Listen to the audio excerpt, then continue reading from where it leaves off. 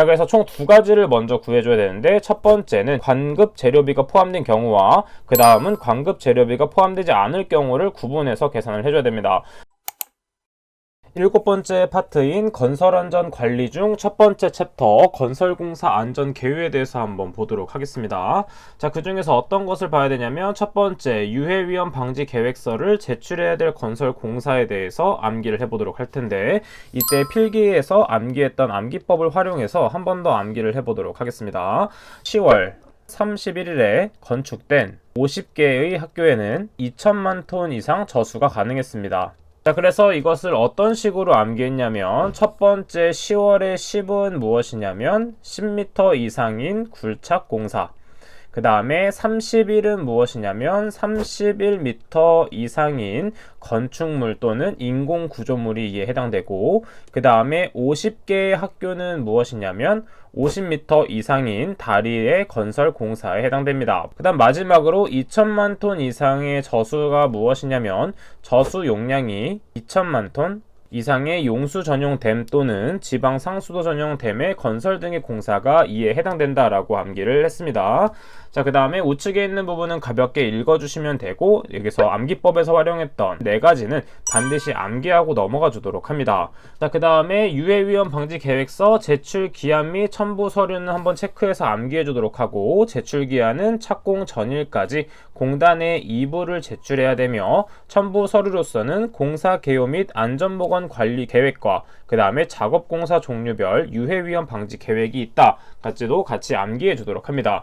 자, 그 다음에 우측에 있는 작업 공종별 유해위험 방지 계획서에 해당 작업 공종 5가지가 있는데 이 부분도 같이 암기를 해주셔야 됩니다. 자, 이것은 어떤 식으로 암기를 해볼 거냐면 지금 보게 되면 내부의 인테리어를 하기 위한 것이기 때문에 가구를 막 해오기 이렇게 외워주시면 되겠습니다. 자, 그래서 가구의 가란 무엇이냐면 가설공사, 그 다음에 구는 무엇이냐면 구조물 공사, 그 다음에 막은 무엇이냐면 마감공사, 그 다음에 해오기의 해는 무엇이냐면 해체공사, 그 다음 마지막에 기는 무엇이냐면 기계설비공사가 이에 해당된다라고 암기를 해주시면 되겠습니다. 다음 페이지 가기 전에 3번 사전조사 및 작업계획서에 대한 부분도 시험에 많이 출제되고 있는 부분입니다. 자, 그 중에서 첫 번째 타워 크레인을 설치, 조립, 해제하는 작업에 대해서 암기를 해줘야 되는데, 자, 이것은 가볍게 정독을 통해서 암기를 해주도록 하겠습니다. 첫 번째는 타워 크레인의 종류 및 형식이 있겠고, 두 번째는 설치, 조립 및 해체 순서,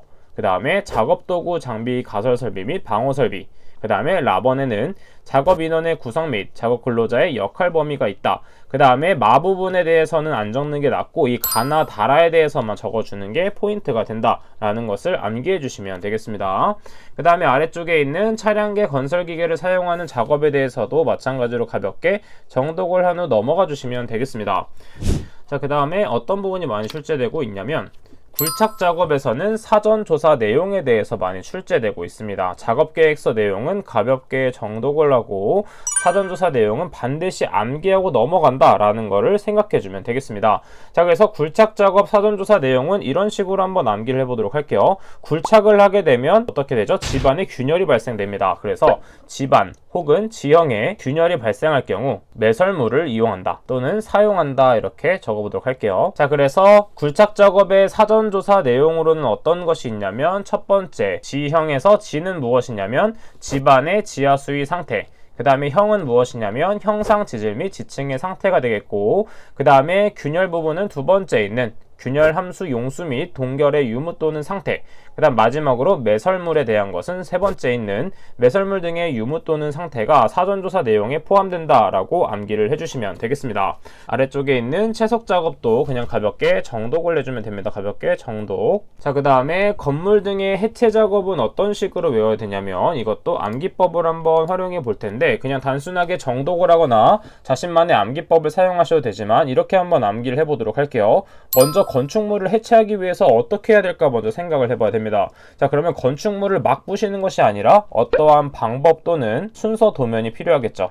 왜냐하면 순서에 따라서 해체를 해야 되기 때문입니다. 자, 그 다음에 할 것은 무엇이냐면 이것들이 어떤 발생되는 것들이 있겠죠. 왜냐하면 건축물을 해체하게 되면 폐기물들이 발생하게 되는데 이것들을 어떤 식으로 처분할지 처분 계획을 세워줘야 됩니다. 자, 그 다음에 처분 계획을 세운 다음에는 무엇을 해야 되냐면 이것을 부수기 위한 기계, 기구 등의 작업 계획서와 그 다음에 이것을 폭파시키기 위한 화약류 등의 사용 계획서가 필요하겠구나 라고 생각을 해주면 되겠죠. 따라서 무엇이 필요하냐면 기계, 기구 등의 작업 계획서, 그 다음에 필요한 것은 폭파시켜야 되기 때문에 화약류 등의 사용 계획서가 필요하다. 자, 그래서 첫 번째 방법 순서 도면은 어떤 부분에 대해서 암기하는 것이냐면 해체 방법 및 해체 순서 도면이 되겠고, 그 다음에 처분 계획은 해체물의 처분 계획, 그 다음은 해체 작업용 기계기구 등의 작업 계획서, 그 다음에 화약류 등의 사용 계획서가 이에 포함되겠고, 이 네 가지는 반드시 외운다고 생각을 하고 나머지 두 개는 포함시켜서 가볍게 정독을 해주시면 되겠습니다. 자, 그 다음에 아래쪽에 있는 중량물 취급 작업도 암기법을 활용해서 한번 외워보도록 할게요. 왜냐하면 중량물의 취급 작업은 외우기 쉬운 게 무엇이냐면 뒤에는 다 위험을 예방할 수 있는 안전대책이기 때문에 앞쪽에 있는 추락, 낙하, 전도, 협착, 붕괴에 대해서만 암기하면 되겠습니다. 자, 그래서 이것을 보다 쉽게 암기하기 위해서 암기법을 그대로 활용해 보면 이때 중량물을 취급하게 되면 낙하에 대한 위험을 항상 생각해 줘야 됩니다. 그래서 항상 중량물이 추락할 때는 이미 이전에 멘붕이 도착한다. 이렇게 외워보도록 하겠습니다. 자, 첫 번째 중량물 취급 작업에 대한 작업 계획서의 내용에서 첫 번째 추락의 추는 무엇이냐면 추락, 그 다음에 락은 무엇이냐면 낙하, 그 다음에 전은 전도, 그 다음에 멘붕의 붕은 붕괴가 되겠고, 그 다음 마지막에 착은 협착이 된다. 이런 식으로 외워보도록 하겠습니다. 자, 해당 암기법에 맞지 않으면 자신의 방법대로 암기해 주시는 것도 좋은 팁이 되겠습니다. 자, 그 다음에 건설업 산업안전보건관리비 부분에서 공사 종류 및 규모별 안전관리 계산 기준표에 대해서 보도록 하겠습니다. 해당 부분은 많이 출제되는 것은 아니지만 계산 문제이기 때문에 한번 같이 풀어보도록 할게요. 자, 지금 문제를 보게 되면 다음 보기에 건설업 산업안전보건관리비를 계산하는 문제가 있습니다. 자, 그래서 총 두 가지를 먼저 구해줘야 되는데 첫 번째는 관급 재료비가 포함된 경우와 그 다음은 관급 재료비가 포함되지 않을 경우를 구분해서 계산을 해줘야 됩니다. 자, 그럼 첫 번째 어떻게 계산을 해볼지 한번 보도록 할게요. 첫 번째는 관급 재료비가 포함된 경우. 자, 그래서 관급 재료비, 직접 노무비를 먼저 더해줘야 됩니다. 지금 그럼 보게 되면 관급 재료비는 3억으로 주어져 있죠. 그래서 3억 더하기 재료비는 25억으로 나와 있고, 그 다음에 직접 노무비를 더해줘야 되기 때문에 10억을 더해주도록 합니다. 자, 그 다음에 곱하기 몇을 내줘야 되냐면 법적 요율을 곱해주는 것이기 때문에 100분의 1.86을 곱해주고, 그 다음에 추가적으로 기초액을 더해줘야 되기 때문에 기초액은 534만 9천원을 더해주면 되겠습니다. 따라서 계산기에 그대로 대입을 하게 되면 7,602만 9천원이 되겠습니다. 이것은 계산기에 그대로 대입하면 되고, 두 번째는 관급 재료비를 제외한 것으로 구하는 것으로 이때는 재료비와 직접 노무비, 그 다음에 요율과 1.1을 곱해주면 되는 것입니다. 그래서 재료비는 25억으로 주어져 있고, 그 다음에 직접 노무비는 10억, 그 다음에 곱하기 요율이기 때문에 100분의 1.86을 대입하고 그 다음에 1.2를 곱해주면 되겠습니다. 따라서 직접 계산을 하게 되면 7,812만원이 나온다라는 걸 알 수가 있겠죠. 자, 그 다음에 최종적인 답이 되는 것이 무엇이냐면 작은 값을 사용하는 것이기 때문에 답은 7,602만 9천원이 된다는 것을 알 수가 있습니다. 자, 이것은 어떤 식으로 푸는지 방법에 대해서만 빠르게 체크하고 넘어가는 것을 추천드리도록 하겠습니다. 그럼 마지막으로 집안의 안전성에 대해서 보도록 하겠습니다. 자, 이 중에서 집안의 이상 현상과 안전 대책이 있는데 대표적으로 보일링 현상과 히빙 현상에 대해서 보면 됩니다. 자, 그 중에서 보일링 현상의 대표적인 집안 조건으로는 지하 수위가 높고 투수성이 좋은 사질 집안에 해당된다라는 것은 반드시 암기하고 있어야 됩니다. 그 중에서 대표적인 원인은 무엇이냐면 굴착면과 배면토에 수도차에 의한 침투압이 발생되기 때문에 보일링 현상이 일어난다라는 걸 볼 수가 있겠죠.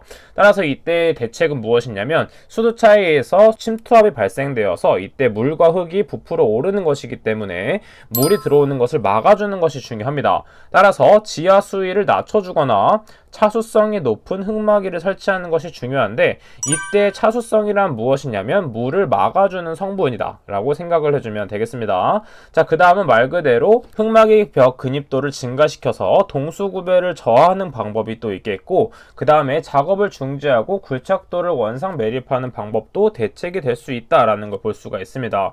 또한 추가적인 대책을 보도록 하면 탈수 공법을 실시해서 이렇게 물을 없애는 방법도 있겠죠. 자, 그래서 또 같이 정리를 해주면 되겠습니다. 자, 그 다음에 희빙 현상에서 희뷰라는 것은 무엇이냐면 들뜬다라는 단어 중 하나고, 그 다음에 집안 조건은 무엇이냐면 연약성의 점토 집안이라는 것은 반드시 암기하고 있어야 됩니다. 그 중에서 대표적인 원인은 토합차로 발생될 수 있는 것으로서 흙막이 벽체의 근입장이 부족하거나, 그 다음에 배면 토사의 붕괴가 있을 경우 이런 원인이 발생된다. 그 다음에 대책으로는 무엇이냐면 굴착 주변의 상재 하중을 제거하거나, 그 다음에 굴착 주변의 하중을 증가하는 것, 이런 거 정도는 반드시 암기를 해주도록 하겠습니다. 자, 그럼 이번 시간은 여기까지 해보도록 하겠습니다. 저는 그럼 다음 시간에 뵙도록 할게요. 감사합니다.